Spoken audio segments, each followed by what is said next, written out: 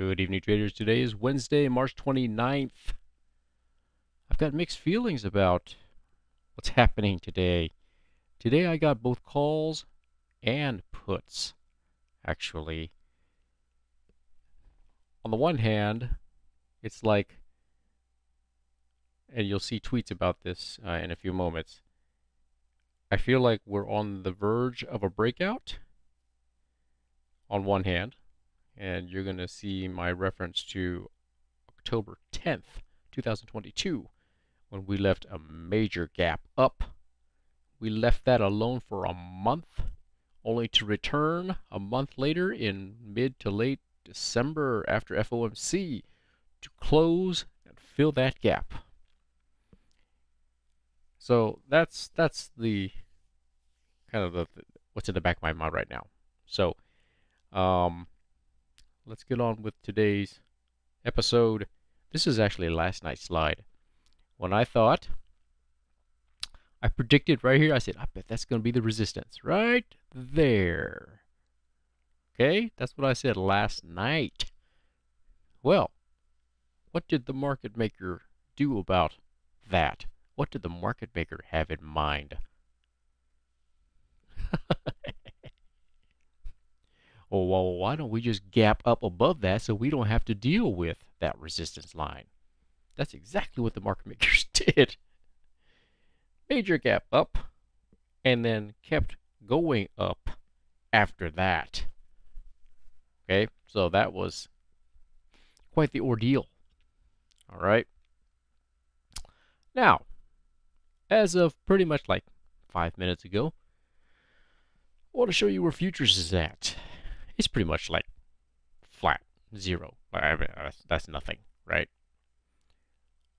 I'm watching the 1 hour MACD. As of right now, as you see right here, it is the signal line, the red line, the MACD line, 10.20. It's just over the signal line at 10.08. Okay? That's what I'm watching for, guys. How's it going to happen? How's it going to deal with it overnight? We're going to find out. I don't know. I don't know what it's going to do. But what I'm looking for is once that MACD line does a negative cross below the signal line, well, then you can expect a pattern like this. Okay? That's what I'm looking for. All eyes on futures. 1 hour MACD tonight. What happens? What's going to happen? What's the market maker have in mind? So when the 1 hour MACD does a negative cross under the signal line, it is very, very, very difficult. As you can see here, as you can see here, as you can see here, see, it's very difficult to reclaim the signal line until you get to the zero line here. See that? So, all eyes on the MACD futures tonight. Let's get into intraday tweets. As you see here, major gappage. Major. This is like October 10th. I'm sorry, November 10th, 2022. This has the same look and feel to it. So here's the top of the gap. Here's the bottom of the gap. Didn't even touch it. It was a gap and go, guys. There's just no other way to describe it. It was a gap and go. Okay. So 10 minutes before opening bell, I said, yeah, yesterday we didn't fill that gap down yesterday, guys. That gap down is still like right in here. Oh, yeah, that's right. The gap down. So it's actually two gaps. Gap down yesterday, gap up today. We didn't fill either one. Okay? I thought 10 minutes before opening bell, I'm like, oh yeah, we're going to fill them both. We're going to fill it. Nope. Okay. So, we're looking at these tweets here. Let's see here. That would have been right here, right there. That I said, I'm not seeing bearish divergence on the MACD. What I'm talking about here is, see, the MACD is going up, so is the price. I'm not. I'll short it when I see the MACD give bearish divergence. No divergence yet. I will only short it if I see this point lower than this point. But that's not the case. That was not the case. In fact, that was not the case all day. There was no bearish divergence all day. Okay? So, that's why I was, the natural inclination, the reason why I'm talking about shorting it to begin with is that's the natural inclination. You left a major gap up here. It's natural to think, oh, as soon as you hit resistance, I'm going to short it, right? It's the natural move to short it here, thinking it's going to go down way past here and go down and fill the gap. But problem is, my shorting criteria is I look for bearish divergence on the MACD on the 5-minute chart. If I don't see it, I'm not shorting it. Okay, that's just the way it is. So in this case, it is neutral convergence, not bearish divergence. So I'm going to wait for the traditional rejection of the EMA 50 before getting puts. You're going to also see some tweets. I'm modifying my criteria of the EMA 50 back test. You're going to see me tweet about it, so I'm just mentioning it now. Okay. So, you know, I'm just seeing neutral MACD convergence. No definitive indication up or down. I mean, sure, you could have scalped this move.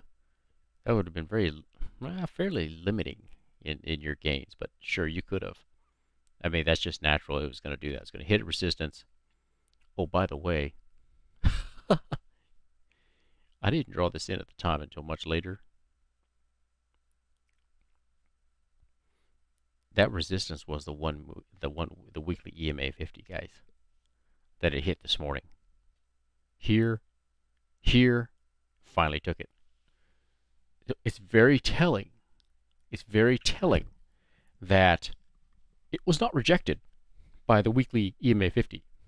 For you newer viewers, the significance of the weekly EMA 50, the red line that it just took back today, that combined with the weekly SMA 20, simple moving average 20, both of them have combined denied SPY in all of 2022. I've said that in previous episodes. I'm going to say it again because this is a significant event that happened today. Okay. So, and up here is the weekly futures EMA 50. It never quite got there. But it did. It took the weekly EMA 50. So, something to think about. Okay. So back to the slides. Right there. Okay. Now, I'm starting to scale into puts right here because I saw this. This is a backtest failure. Okay. But as I mentioned a moment ago, I'm now changing my criteria of what a backtest is. Because you see here, I'm even questioning, even though I'm scaling into puts, I'm still wondering how shallow of a pullback this could be. See, so even though I got puts, I'm already questioning. Like, I'm not too sure about all this. See, I'm already like sensing something is not going to quite go the way I think. Because I got puts right here. And as you see, it only went to there. Okay. So, okay. So this is my traditional criteria that I've always said was or used. Straddled EMA 50 failed backtest. That's this candle. You straddle EMA 50, that's a failed backtest. But watch what I say next.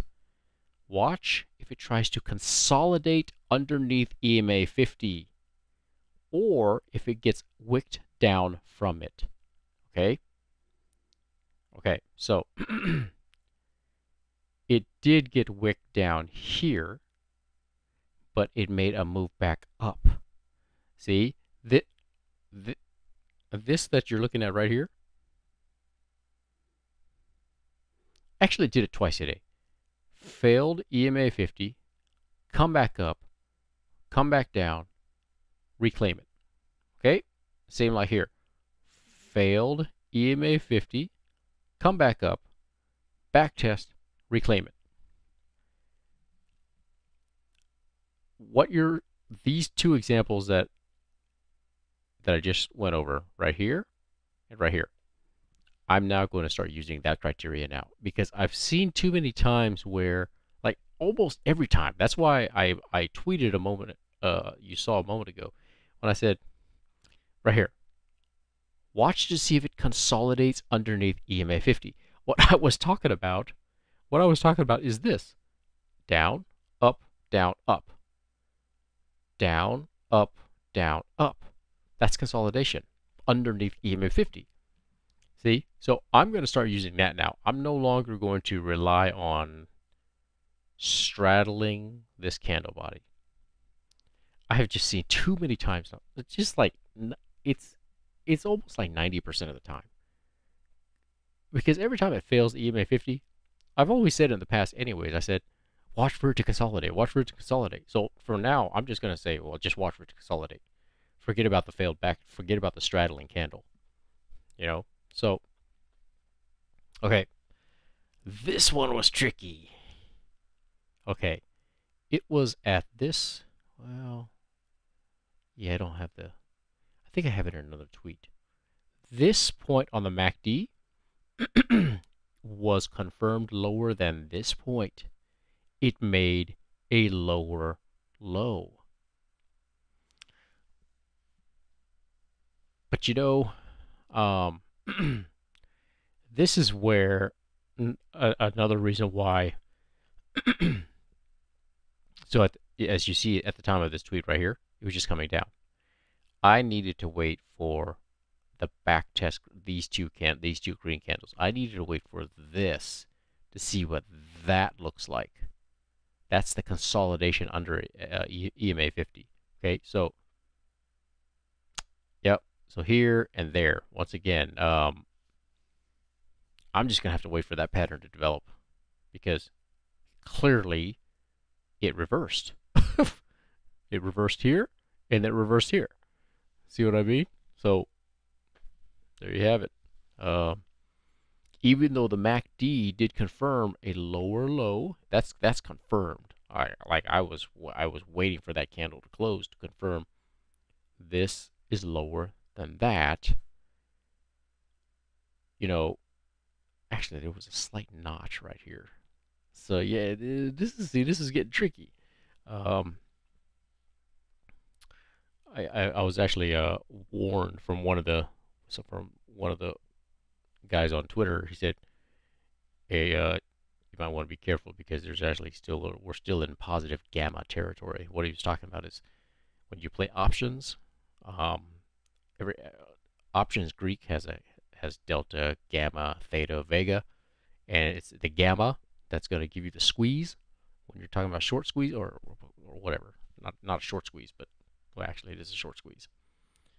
It's a gamma squeeze, and so he warned me at that moment that I sent out this tweet that yeah, we're still in positive gamma territory, even though the MACD showed a lower low, slightly lower low. Okay, so that was good because I ended up changing my my trade to actually, you'll see that in a tweet in a moment, to get calls. When I took into what he said in consideration, positive gamma territory with this spot right here, reclaiming the EMA 50, down and then up. So yeah, it was a tricky day. Okay, so at this moment right here, that would have been equivalent to right here. Yeah, see, I'm watching for if this blue channel line serves as resistance. For a few minutes, it looked like it was going to. Yeah, like right here. See that? I was like, ooh, oh, we'll have to see about this. Right? Okay, here we go. It was right. It took the EMA 50, came down and back tested, went up above it, got lift, came down and back tested against the blue channel line. When I saw that, I was like, uh-oh, we have lift, right? See, there's where I said, I'm scaling long soon. Actually, it was almost like immediately after that. I was like, uh-huh. As soon as I saw this green candle go up, I was like, oh, that's it. I'm getting calls. Okay. So, if it takes out 400.27, which is right here, this is the morning high, and it makes a higher high, that's going to be something else. That, obviously, we know it did. It ended up doing it. I had a feeling it was going to do that. That's why I sent this tweet out. I'm like, oh, I think it's going to do it. It's going to get you some higher highs. Just because of the, it took back the EMA 50 right here, and it just kept kind of going up, and I was like, oh, I think it's going to take it. So that's why I sent out that tweet. Remember, if you start making higher highs than the previous high, oh yeah, you're going higher. Okay.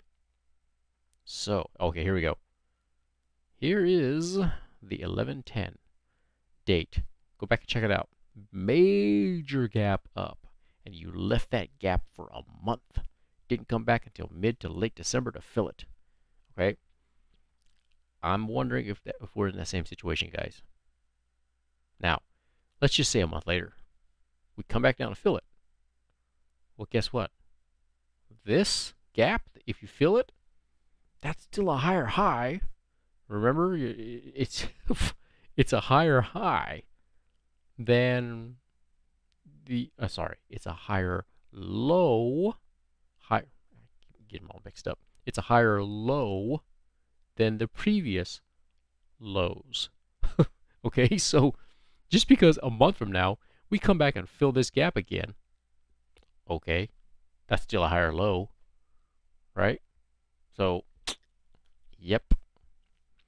Remember, we went down to SPY 383, okay, and this this gap is, where did we leave off on that gap? Gap down 396, okay, 390. That's way up there. That's nowhere close to 383, which was the low. Okay, so yep, I'm just floating this out there. We could be facing that same type of situation. It's a gap and go, and then we fill it later. But we'll see. We'll see what happens with the futures tonight and into tomorrow with CPI. Or core inflation, sorry. Core. Okay, so,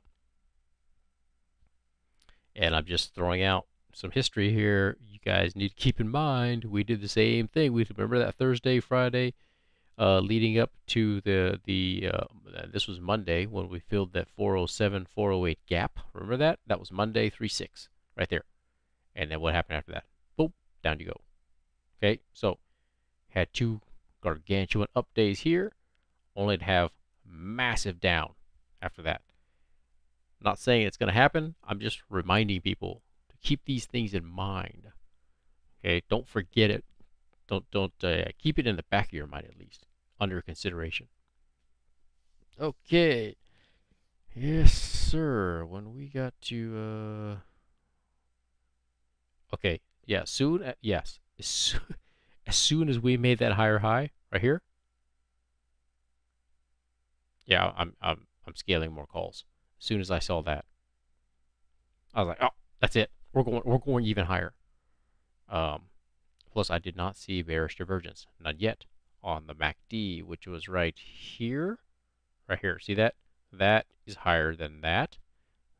Such as that is higher than that. No bearish divergence. If there was bearish divergence, I wouldn't be getting calls. No way. Okay.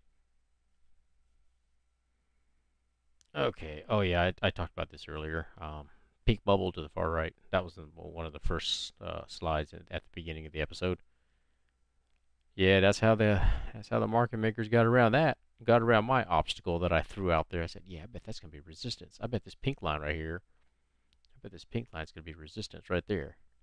You can kind of see it. See that right there? I was like, yeah, that's going to be resistance. Nope, that's called a gap up and go. So, that's just how that works. Okay. Okay. Yeah, here we go. Oh, here we go. This is actually an important slide. Uh, I just called that out actually. This is higher than that. Numerically, it was 0.18 compared to 0.17. That is a higher high than this, such as price is higher than that. So that's it, right? I mean, that means look what I say in this tweet. I suspect this will climb into the closing bell, and that's exactly what happened. Okay, as soon as you start making higher highs later on in the day, oh, that's it. You're going higher. I mean, it's not going to collapse on you. Okay, especially when there is no bearish divergence. So this is important. 0.17 versus 0.18. For a brief moment before it gets to 0.18, it's got to be lower than 0.17, right? I mean, that's just physically has to be that way. So there is bearish divergence right up until the point where this hump, this makes a higher high than that, and therefore bearish divergence is negated. Okay, and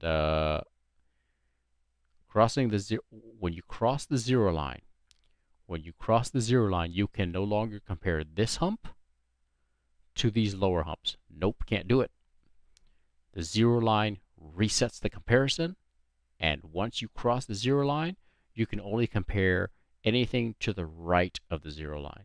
You can no longer look left and compare any other hump to the left of the zero line. Okay? That's just the way it is. All right? That's why I'm comparing this hump to this hump, but not this hump to either one of these two humps. Okay? Hope that makes sense. Let's see here. Okay. Oh, okay. Here's where I'm talking about. I'm going to switch my criteria to no longer just look at a straddling the EMA 50. I'm actually going to look for it to come under it and then retake it from underneath. Yeah. It's just,